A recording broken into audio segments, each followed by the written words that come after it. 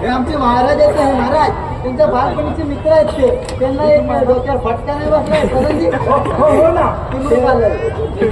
पण मग ते महाराजांसोबत हो महाराज जरा पुढे या ते महाराजांसोबतच असतात ते बालपणीचे मित्र आहेत त्याच्यामुळे ते कायम महाराजांसोबतच असतात अच्छा आणि मग लग्नानंतर